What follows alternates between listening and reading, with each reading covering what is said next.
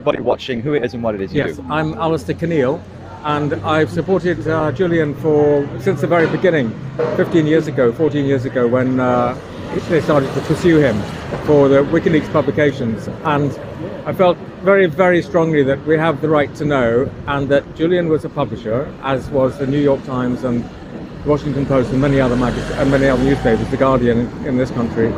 And the falsehood that the American prosecutors are trying to persuade us of is that he somehow conspired with Chelsea Manning to hack, which is the only argument they can possibly bring up to separate him from the other major newspapers worldwide that also published exactly the same materials over the period of 6 months. 6 weeks rather. Let's not forget that The Guardian had massive readership for 6 consecutive weeks, every single day, because of WikiLeaks revelations. And that we've consumed all that media, and at the huge cost, personal cost to Julian, who provided us with that material, it's absolutely crucial that we understand what governments are doing, and if they're committing crimes in our name, we need to know.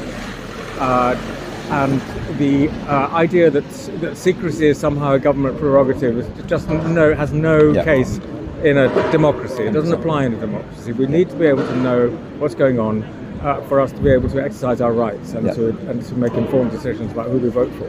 100%. So what happened yesterday? You've got any thoughts on how things went yesterday? It doesn't sound as if it went too well.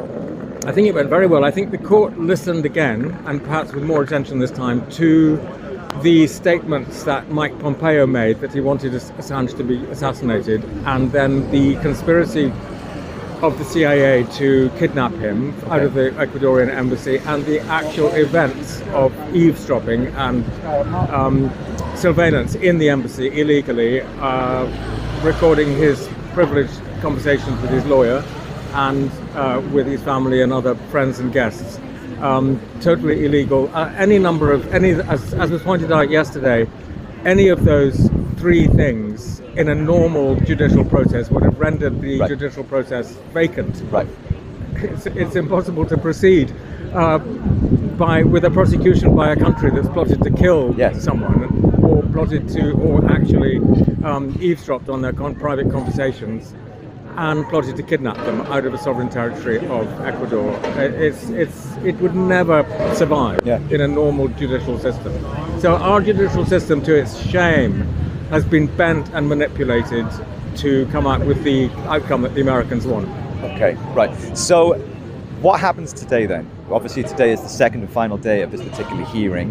What does today mean? And we'll have to wait and see. The arguments that they're putting forward in more detail are conclusive and backed up with evidence and verifiable. And so, as I was saying, any normal court would reject this application for asylum based on the previous behavior of the American government. Right.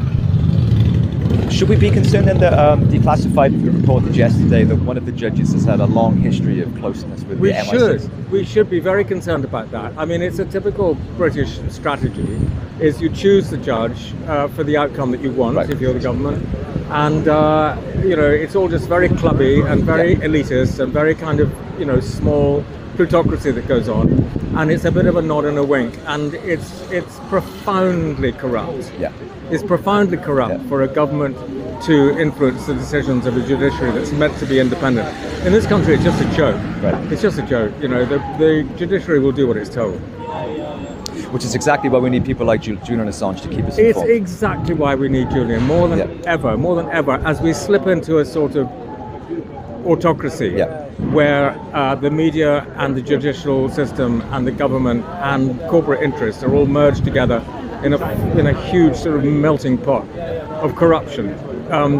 We need to break through. None of this serves the people. None of this incestuous relationship between these 4 groups of people serve people at all. Exactly the opposite. It's a conspiracy against people to lodge power in fewer and fewer hands. And the media's been bought off. It's totally compliant in this country. I mean, we talk about the freedom of speech being limited in Russia and China, but we're exactly the same. We've got a journalist in jail. We've got absolutely nothing to say to any country worldwide. Exactly. Yeah, well, Alistair, thank you so much for your time. We better let you get on. Hopefully, we'll see what happens now throughout as the day proceeds. So, Good. Yeah, thank you for you're your very time. welcome. Appreciate it.